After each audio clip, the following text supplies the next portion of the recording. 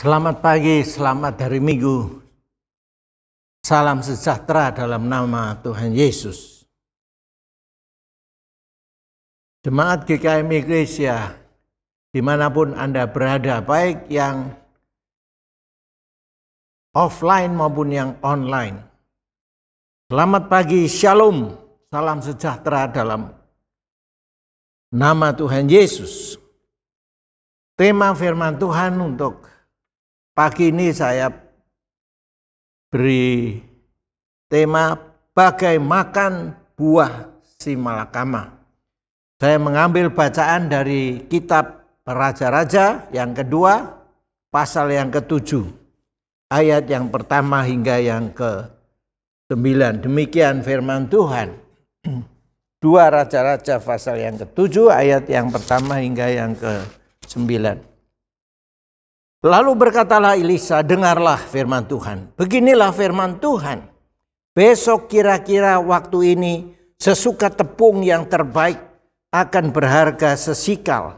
Dan 2 suka jelai akan berharga sesikal di pintu gerbang Samaria. Tetapi perwira yang menjadi ajudan raja menjawab abdi Allah, katanya, sekalipun Tuhan membuat tingkap-tingkap di langit, masakan hal itu mungkin terjadi? Jawab abdi Allah, sesungguhnya engkau akan melihatnya dengan matamu sendiri, tetapi tidak akan makan apa-apa daripadanya. 4 orang yang sakit kusta ada di depan pintu gerbang. Berkatalah yang seorang kepada yang lain, mengapakah kita duduk-duduk di sini sampai mati? Jika kita berkata, baiklah kita masuk ke kota, padahal dalam kota ada kelaparan, kita akan mati di sana. Dan jika kita tinggal di sini, kita akan mati juga. Jadi sekarang marilah kita menyeberang ke perkemahan tentara Aram. Jika mereka membiarkan kita hidup, kita akan hidup. Dan jika mereka mematikan kita, kita akan mati.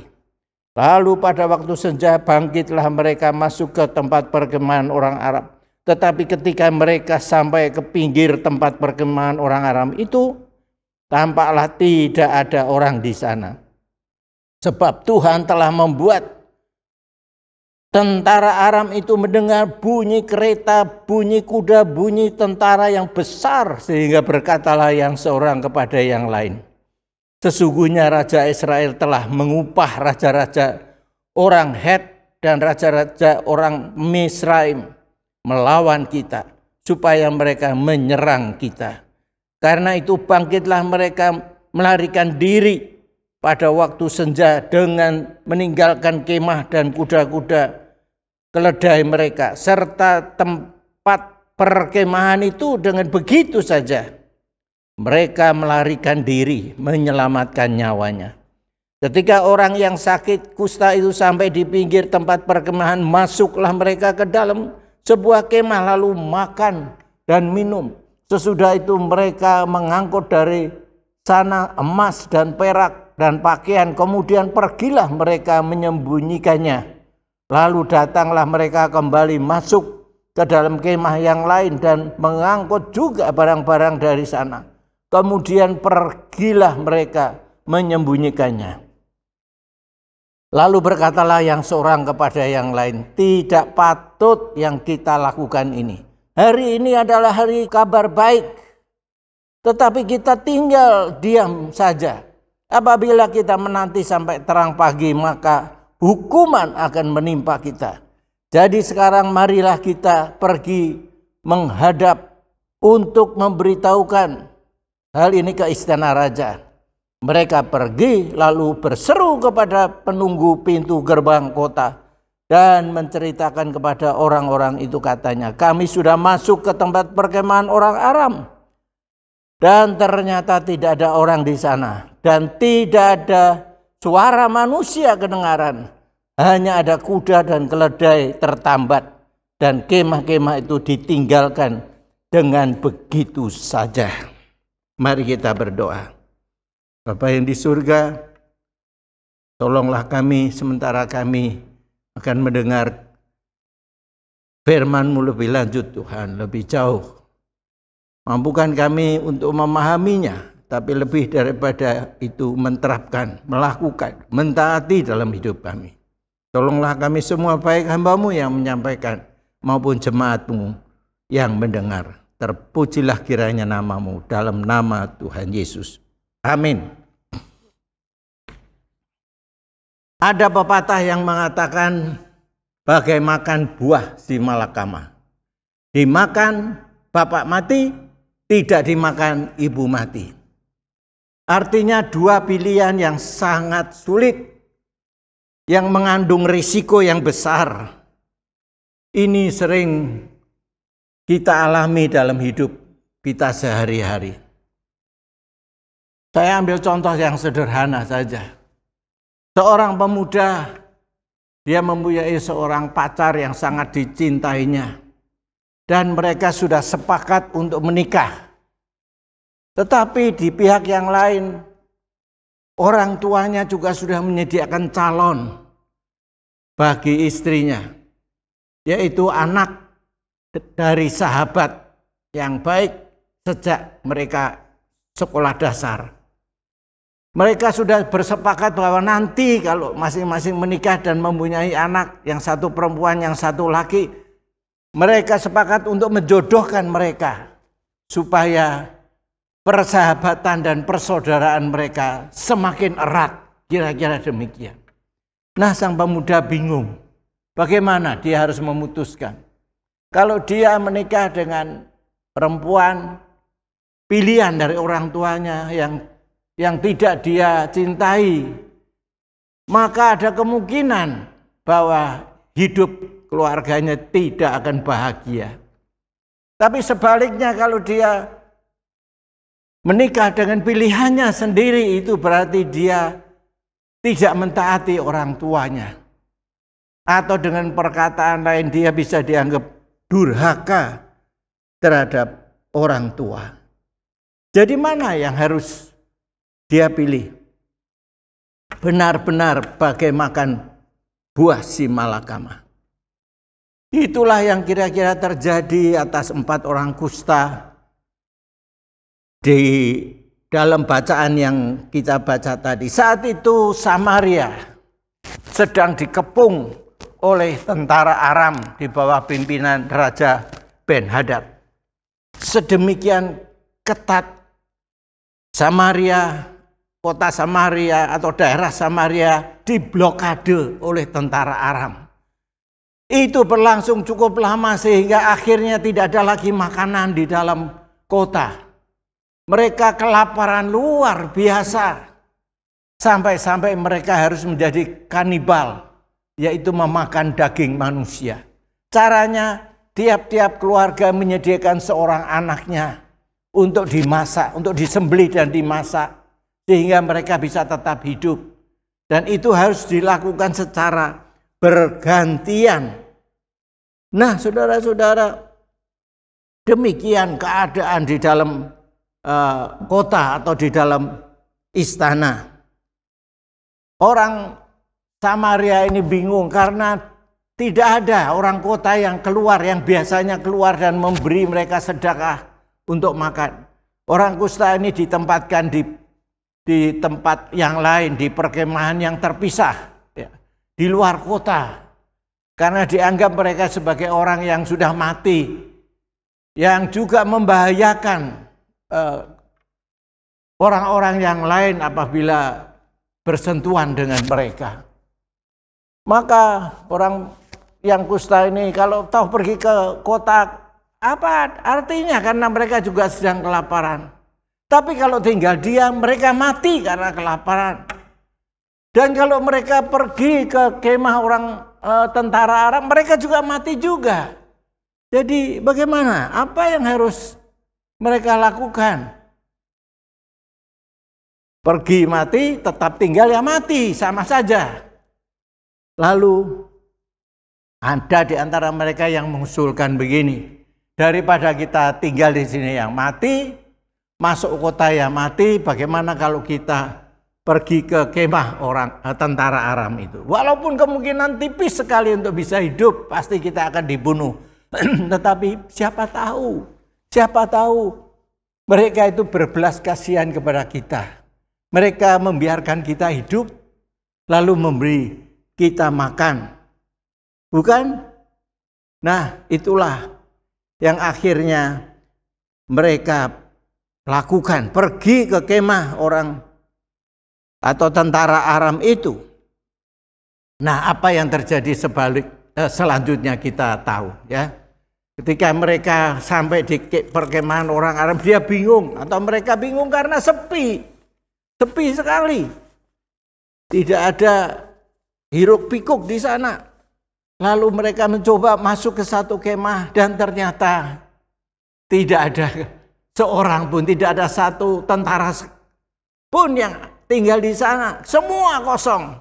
Dan kemudian mereka mendapatkan makanan yang lesat dan berlimpah-limpah. Waduh, sudah berapa hari mereka tidak makan. Akhirnya luar biasa mereka makan dengan sepuas-puasnya. Bukan hanya itu, mereka juga menemukan barang-barang berharga, emas, perak, ya perhiasan-perhiasan yang lain, hasil jarahan, dan juga pakaian yang bagus-bagus. Lalu mereka mengangkut semua itu ke kemahnya dan disembunyikan di sana. Dan itu mereka lakukan berkali-kali. Nah, saudara-saudara yang dikasihi oleh Tuhan Yesus, sama seperti keempat orang kusta itu, maka kita pun sebagai orang yang percaya pun tak jarang menghadapi pilihan yang sulit, bagai makan buah si malakama. Tetapi apa yang dilakukan orang kusta itu sungguh-sungguh bijak. Mereka optimis. Memang ada kesulitan, ada bahaya yang mereka hadapi, tetapi di dalam kesempitan itulah mereka melihat adanya kesempatan. Dan kita tahu akhirnya justru hal yang tidak mereka sangka-sangka yang mereka dapatkan. Begitu juga halnya dengan kita. Kita adalah orang percaya yang masing-masing pada kita diberi hikmat oleh Tuhan. Sehingga pada waktu kita mengalami atau menghadapi satu pilihan untuk mengambil keputusan yang sulit, sebenarnya kita mampu karena kita diberi hikmat oleh Tuhan. Seandainya kita kekurangan hikmat, itu pun Yakobus di dalam suratnya pasal yang pertama ayat yang kelima. Tetapi apabila di antara kamu ada yang kekurangan hikmat, hendaklah ia memintakannya kepada Allah, yang memberikan kepada semua orang dengan murah hati dan dengan tidak membangkit-bangkit, maka hal itu akan diberikan kepadamu. Ya, jadi ingat akan Raja Sulaiman. Ketika suatu saat dia menghadapi masalah yang pelik karena ada dua orang ibu yang memperebutkan seorang bayi, masing-masing mengklaim itu sebagai anaknya. Tapi dengan hikmat Tuhan, Salomo bisa memberikan jalan keluar yang terbaik, keputusan yang terbaik. Luar biasa, bukan? Nah, sebenarnya harta benda yang keempat orang kusta itu dapati itu sudah cukup untuk menjamin kehidupan mereka, ya, seumur hidup bahkan, karena luar biasa banyaknya gitu. Tetapi untuk apa? Untuk apa? Toh mereka tidak punya keluarga. Ada kemungkinan memang tidak punya keluarga karena mereka orang yang sakit kusta. Memang kalau punya keluarga itu harta bendanya cukup untuk anak dan cucu-cucu mereka, tetapi kemungkinan besar mereka tidak punya anak dan apalagi cucu-cucu, ya. Jadi tidak ada artinya semua itu. Harta bendanya tidak ada artinya karena toh umur mereka tidak akan panjang oleh karena penyakit yang mereka alami. Lalu mereka sadar bahwa apa yang mereka lakukan itu tidak patut. Hanya menikmati semuanya itu untuk diri mereka sendiri. Mereka tetap hidup, tetapi saudara-saudaranya yang di dalam kota, di dalam istana, mati kelaparan. Lalu apa yang yang mereka lakukan. Ayat yang ke-9. Lalu berkatalah yang seorang kepada yang lain, tidak patut yang kita lakukan ini. Hari ini ialah hari kabar baik. Tetapi kita ini tinggal diam saja. Apabila kita menanti sampai terang pagi, maka hukuman akan menimpa kita. Jadi sekarang marilah kita pergi menghadap untuk memberitahukan hal ini ke istana raja. Lalu mereka segera pergi ke pintu gerbang dan memberitahukan kabar baik itu. Mereka tidak egois, tidak mementingkan diri sendiri, mau hidup sendiri saja dan membiarkan saudara-saudaranya yang lain mati. Mereka sadar bahwa apa yang mereka alami semata-mata adalah karena anugerah Allah. Karena Allah yang telah membuat hal itu terjadi. Nah, saudara-saudara, sebenarnya mereka harus mati. Sebenarnya, karena itu tadi, tidak ada orang yang memberi mereka makan. Mereka sedang dalam keadaan sakit kusta. Lalu juga kalau mereka nyebrang ke tentara Aram juga mati.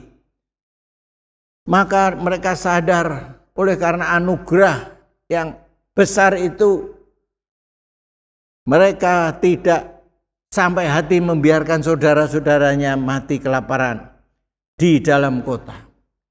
Dan mereka memberitahukan hal itu, mengabarkan kabar baik itu kepada istana raja. Lalu pintu gerbang dibuka dan orang berbondong-bondong keluar menyambut kabar baik itu. Pergi ke kemah-kemah tentara Aram mendapatkan makanan dan barang-barang berharga yang lain. Sungguh-sungguh itulah akibatnya mereka jadi hidup kembali. Mereka hidup dengan berkat yang berlimpah ruah, berkelimpahan. Saudara-saudara yang dikasihi Tuhan, sebagai orang percaya kita pun harus sadar bahwa kita hidup ini hanya karena anugerah Tuhan saja. Baik hidup sementara di dunia ini, apalagi untuk hidup yang akan datang. Seperti 4 orang kusta tadi, hidup kita sebenarnya terancam baik oleh penyakit maupun oleh kelaparan.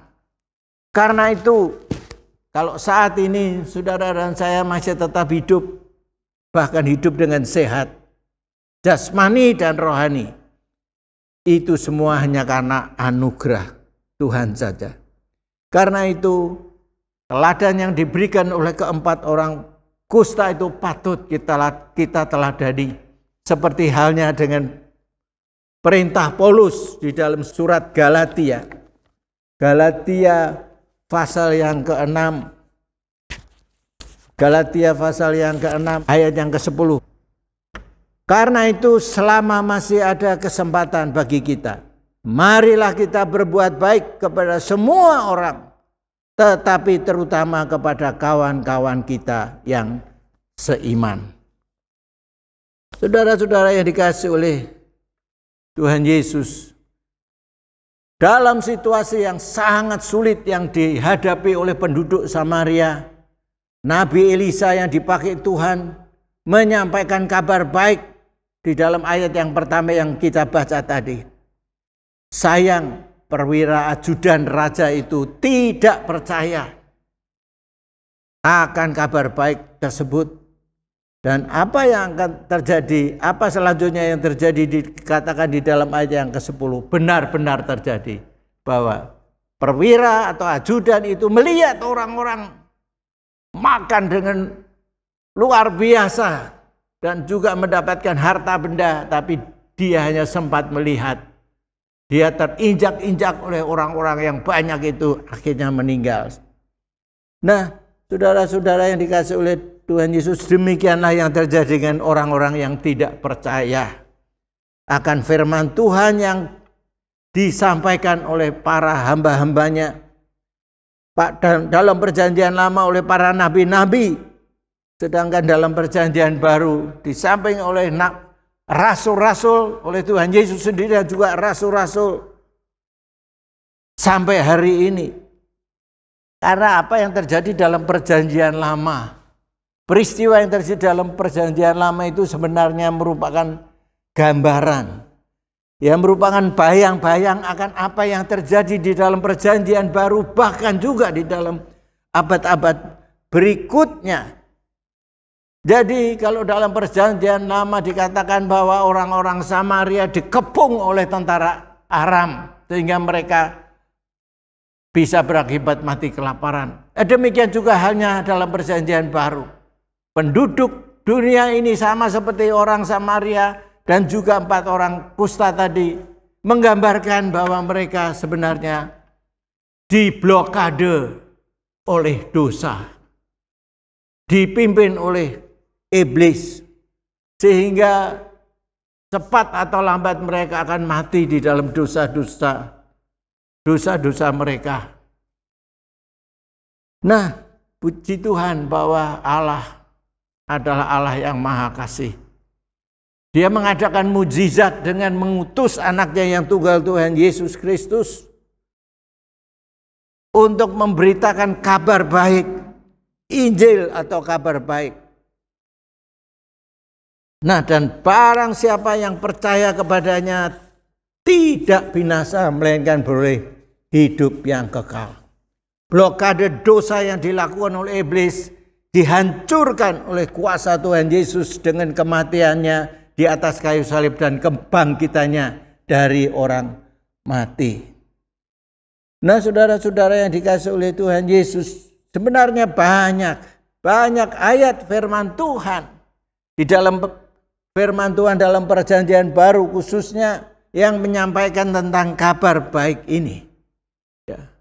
Misalnya kita baca di dalam Injil Lukas pasal 2 ayat 20 dikatakan, yaitu berita dari malaikat kepada para gembala tentang kehadiran Mesias. Lukas 2 ayat yang ke-10. Lalu kata malaikat itu kepada mereka, jangan takut, sebab sesungguhnya aku memberitakan kepadamu kesukaan besar untuk seluruh bangsa. Hari ini telah lahir bagimu juru selamat, yaitu Kristus Yesus, Kristus Tuhan di kota Daud. Kabar baik. Demikian juga Tuhan Yesus sendiri memberikan kabar baik atau Injil kepada Nikodemus ketika Nikodemus pada malam hari bertemu dengan Tuhan Yesus. Dia mengatakan di dalam Yohanes 3 ayat 16, karena sedemikian besar kasih Allah akan dunia ini sehingga dikaruniakannya anaknya yang tunggal. Yaitu supaya barang siapa yang percaya kepadanya tidak binasa melainkan beroleh hidup yang kekal. Injil atau kabar baik ini terus disebarkan dari abad pertama sampai dengan hari ini. Dan akibatnya miliaran orang di seluruh dunia ini yang menjadi percaya dan diselamatkan, termasuk saudara dan saya. Injil ini diberitakan sampai kapan? Sampai Tuhan Yesus datang kembali. Karena ini merupakan amanat agung yang diberikan oleh Tuhan Yesus ketika dia mau naik ke surga. Pergilah kamu, jadikan semua bangsa itu muridku. Baptislah mereka dalam nama Bapa, Anak, dan Roh Kudus. Matius 28 ayat 19 dan 20. Dan sekali lagi, sampai kapan kabar baik ini akan terus diberitakan? Sampai Tuhan Yesus datang kembali. Kedua kalinya ke dunia ini. Seperti yang dikatakan di dalam Matius pasal yang ke-24. Matius pasal yang ke-24 ayat yang ke-11. Ayat yang ke-14 dikatakan demikian. Dan Injil kerajaan atau kabar baik ini akan diberitakan di seluruh dunia. Menjadi kesaksian bagi semua bangsa. Sesudah itu barulah tiba kesudahannya. Nah, saudara-saudara, bagaimana dengan kita? Bagaimana dengan saudara dan saya? Apakah kita sudah siap jikalau Tuhan Yesus datang pada saat ini, seperti yang Dia sudah beritakan? Ada kata-kata dalam bahasa Inggris, ready or not, He is coming soon. Siap atau tidak siap, Dia akan datang segera. Berbahagialah orang yang mendengar firman Tuhan, percaya dan taat. Amin.